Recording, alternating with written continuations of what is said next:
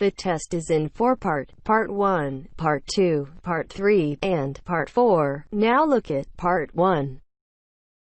Part 1.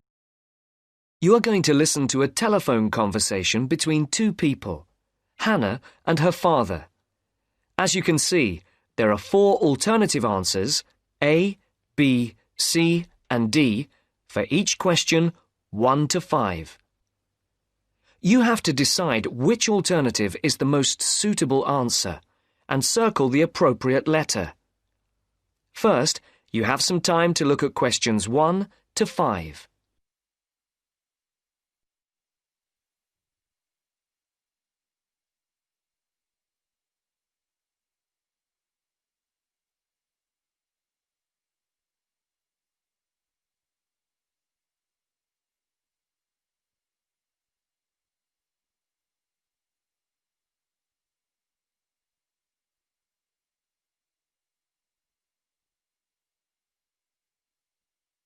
Now listen to the first part of the conversation and answer questions 1 to 5.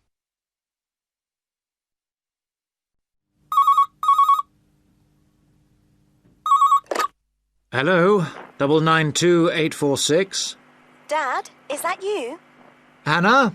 Dad, I'm phoning... The line isn't very clear. Yes, I know. I'm on a mobile and the signal isn't very good. I'll see if I can move. Is that any better? Yes, that's much better. Just don't move. I'll try not to. Have you found a place to live yet? Yes, I think I have at last. Wonderful. I'm relieved because I'm fed up looking. I didn't think it was going to take me 3 weeks. It hasn't been easy for you. I suppose it's the beginning of the academic year, and you have all the new students looking for places as well. Yes, that's one reason. But this place is also full of new technology companies, and there are lots of young people looking for somewhere to live. And you know what that means. Higher rents as well. Yes, much higher. Well, tell me, how much is it? It isn't cheap for this area. It's £400 a month. That's much more than you had expected. Yes, it is. But I can't face looking anymore. I want a place where I can put my things instead of living out of a suitcase. I don't want to stay in this hotel any longer. I guess not. So, what's the new place like? Oh, it's really, really nice. Oh, good. It's in a very quiet street. It's a 2nd-floor flat with 1 double bedroom, a large living room, kitchen and toilet and bathroom. Sounds very nice. Oh, it is. And guess what? Yes? It's got a small roof terrace looking onto the garden at the back. Great. And it's big enough to have my plants and a small table and chairs. Brilliant. Before the speakers continue their conversation, look at questions 6 to 10.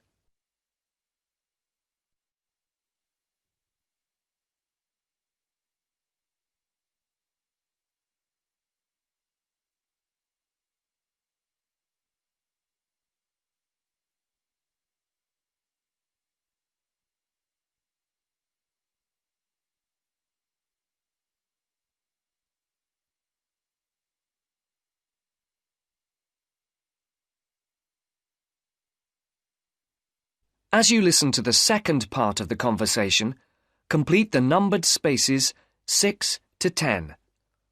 For questions 8 to 10, write no more than 3 words for each answer. Now, what's the address? It's 22B White Hart Road. 22E. No, 22B. B for banana. Right. And it's White Hart Road? Yes? And the postcode? Oh, I don't think I've got it. OK. No, here it is. It's EX15 9RJ. This line is bad. Is that EX50? No, it's EX15. OK. I don't think I know the road. It's a side road, but you do know the area because it's off Garrett Lane. Oh, right. Which end? The other end from the stadium? So, it won't be too noisy then? You can still hear it from here when there's a match on. When are we going to see you? Well, I was going to come down on Friday evening after work, and then we could bring my things by van on Saturday afternoon. I want to move all of my stuff out, to give you and Mum more space. We'll need to hire a van then. It's okay. I'll pay for it. No, don't worry. It'll be a gift from your mum and me. Oh, Dad, it's okay. No, I won't hear of it. We'll pay. All right. Thanks, Dad. And if you're taking everything, we might need to hire a container lorry. Oh, Dad! I'm only joking. I know. I'll hire the van for the Saturday then. I can pick it up first thing in the morning. Right. And then return it in the evening. Are you sure you don't want to stay overnight? No, I'd best get back the same day. You know what your mum's like. She'll only worry. If I remember rightly, it's about 3 hours by road? Yes, roughly. Well, if we leave by lunchtime, we'll be there mid-afternoon. Okay. Then a couple of hours to unpack. Then? We could go to a nice restaurant round the corner. Definitely. My treat. You're on. But I'll have to be away by about 7:30-ish. Okay. Right then. Mum wants to have a word. I'll see you Friday. Bye, Dad. I'll hand you over to her. Bye.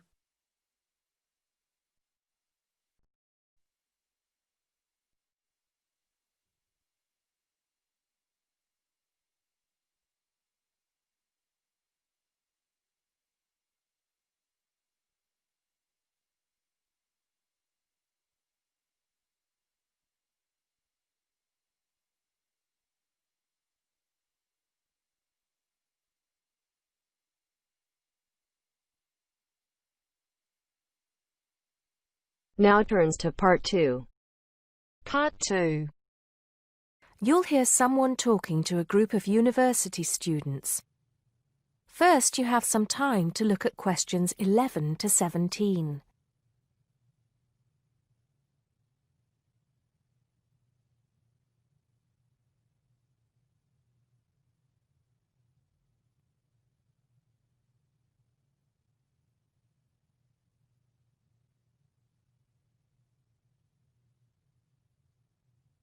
Now listen carefully and answer questions 11 to 17. Good morning, everybody, and welcome to Upton University. I hope you are settling in and beginning to find your way around. I know how confusing it can be when you start life at university, and that's why we have Freshers Week to help you find your feet. Before I go any further, I should perhaps introduce myself. My name is Sally Jackson, and I am the Secretary of the Students' Union, which has organized this week of events for you. You will usually find me in the office on the first floor of this building when I'm not attending lectures. Anyway, down to business. Of course, there are a few things that you are obliged to get done during your first week here. But once you've opened a bank account, if you haven't got one already, seen your director of studies to discuss which courses you are going to take, and signed up with a doctor, there will be plenty of time left to enjoy the events we have arranged for the week. And have we got a lot lined up for you? Throughout the week from Monday to Friday, every morning starting at 10 a.m., there will be orientation and welfare events. These will include tours of the campus, which, as you have probably noticed, is the size of a small town with 9,000 residential students, as well as sessions on developing study skills. We also have tours of Upton itself arranged for you, with a bus leaving from outside this building every afternoon at 5 o'clock. There are a number of interesting things to do and see in and around Upton, so you can expect visits to the castle and museum as well as the popular Ghost Walk. You'll need to sign up for this one, as numbers are limited. Just put your name on the list on the notice board in the entrance lobby. An important event is scheduled for Monday, that's the day after tomorrow, when we will be holding the academic fair. This is an opportunity for you to speak to students and academic staff about the courses that are on offer. The academic fair starts at 1 o'clock, by the way. There are a couple of other fairs that I think will interest you. First of all, we have the Societies Fair on Tuesday the 16th, which I think is an absolute must. You might not believe it, but the university has over 150 societies and sports clubs you can sign up for, so you are sure to find something of interest to you. That also starts at 1 o'clock, and it will be here in the Union Building. Also in this building is the Trade Fair on Wednesday from 2 until 5 in the afternoon. This one might sound a bit strange because you will find a load of banks and other businesses here trying to get your custom. You will find plenty of bargains and, best of all, a lot of the businesses give away stuff for free. Before you hear the rest of the talk, you have some time to look at questions 18 to 20.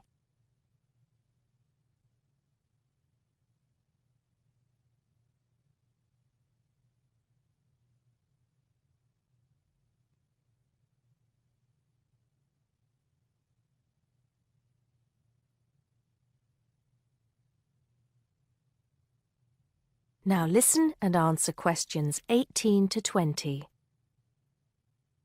We've also got a great entertainment program lined up for you, starting tonight with our welcoming party. We have a top band lined up for your entertainment, but I'm not allowed to say who they are. All I can say is that I am sure you will not be disappointed. So come along to Blackmore Hall at 9 o'clock this evening to get your university experience off to a flying start. Just one point. I'm afraid this event is limited to freshers only. Because of space restrictions, you can't bring a friend tonight. Sorry about that. There's more fun and games on Monday in the Cotswold Theater here on campus. We have booked two of the cleverest comedians in the country, Paul Frazier and Jenny Brown, for a 3-hour show.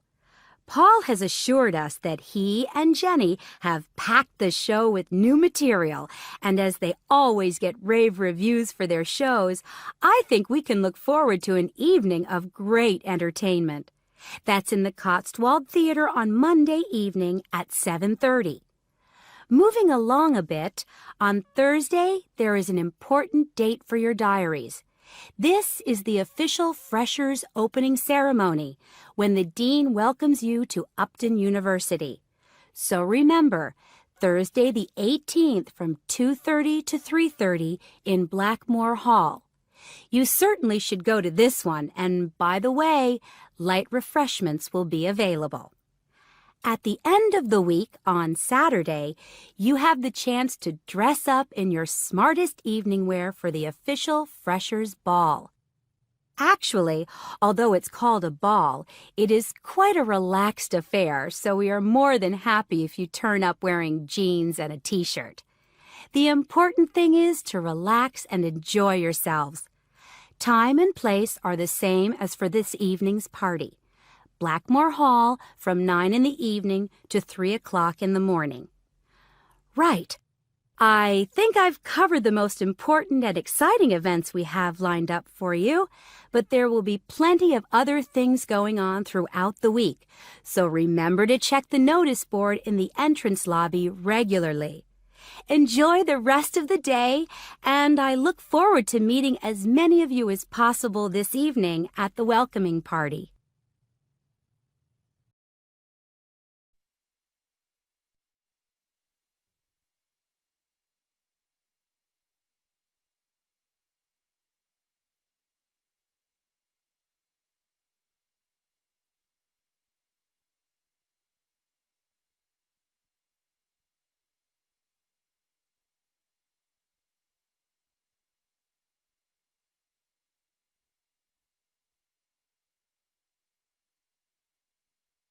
Now turns to Part 3.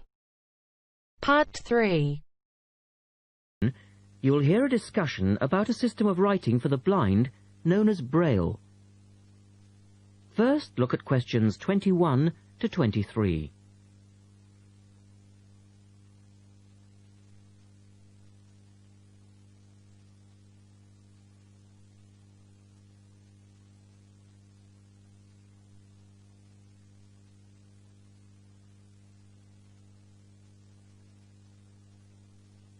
Now listen to the first part of the discussion and complete the notes for questions 21 to 23.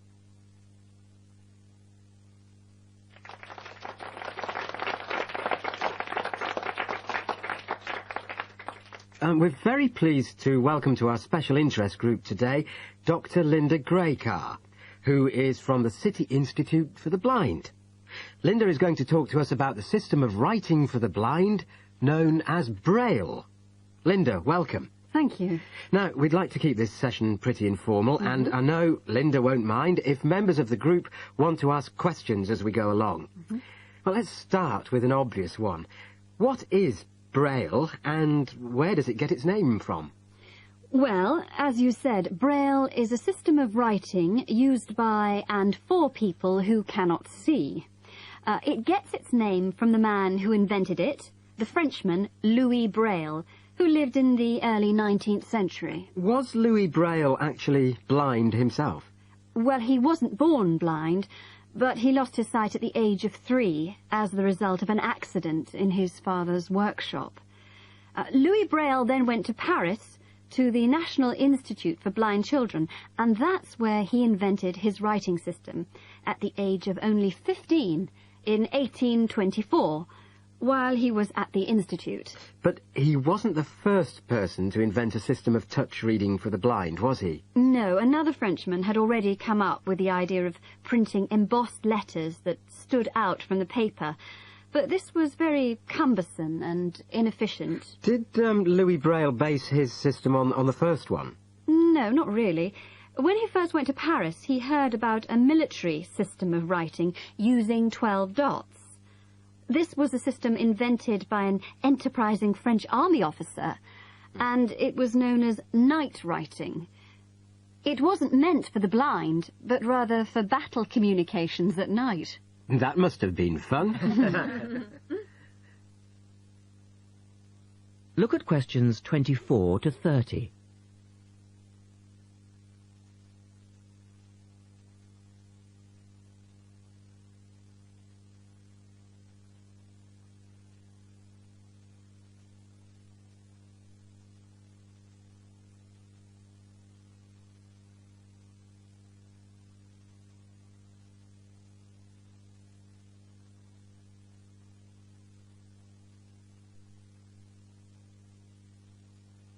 Listen carefully and answer questions 24 to 30.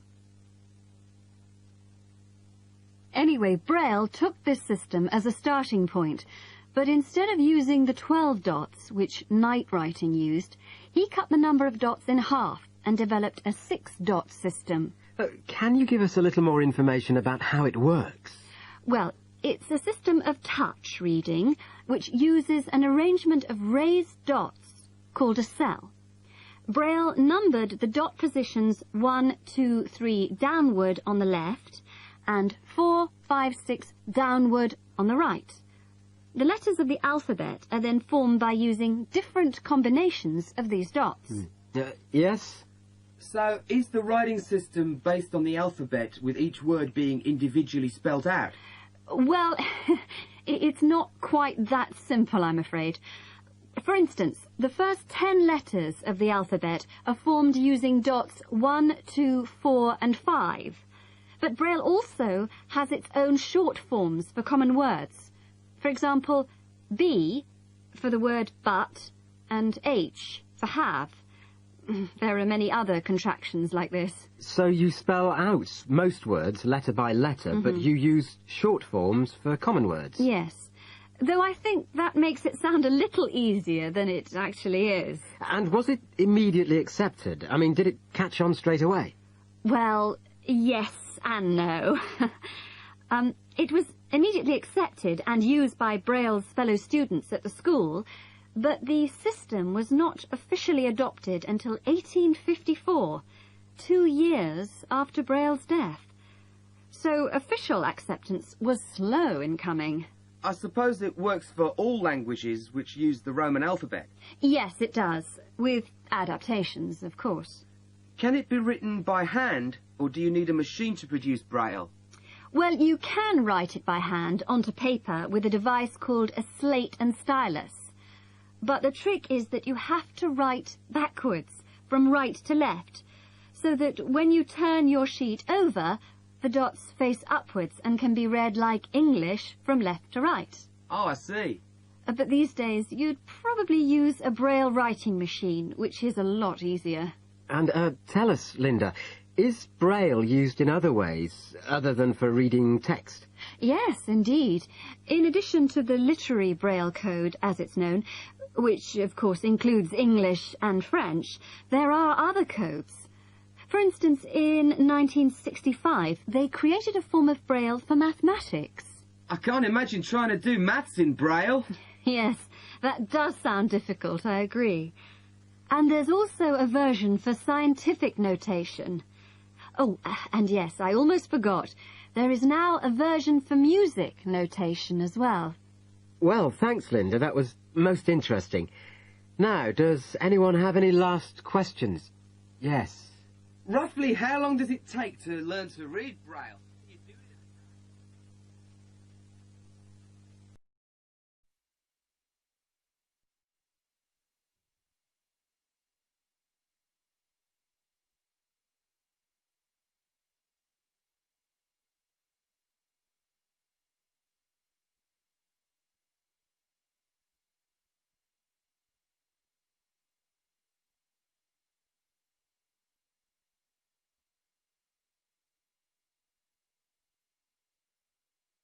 Now turns to Part 4.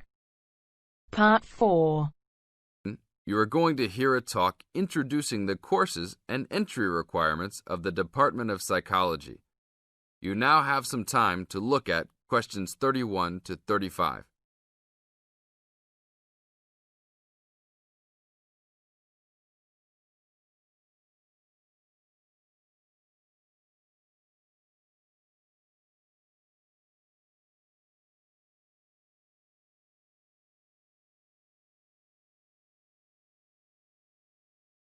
Now listen to the first part of the talk and answer questions 31 to 35.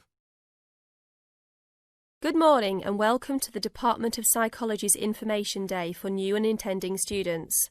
I'm the head of the department and today we plan to give you a clear idea of the main courses we offer, their entry requirements, duration, and the types of jobs you might obtain after gaining these qualifications.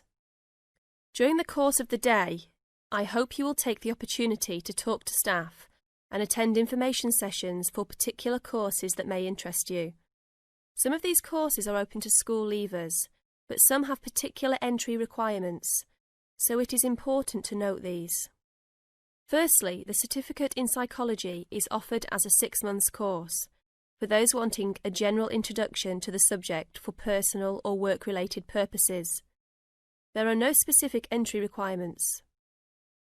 At undergraduate diploma level, we provide a 1-year diploma in psychology course, designed for those already in employment, whose work and previous training is not in psychology.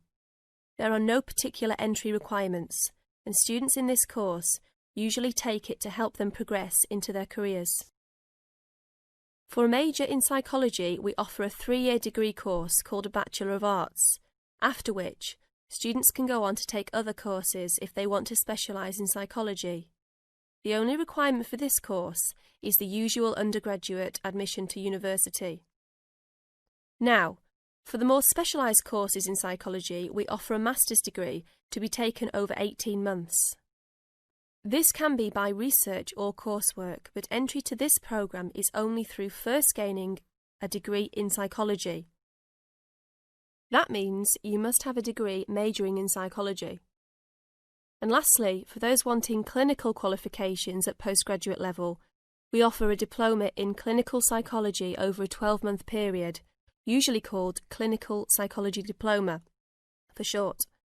The minimum entry requirement for this programme is an appropriate honours degree. Now look at questions 36 to 40.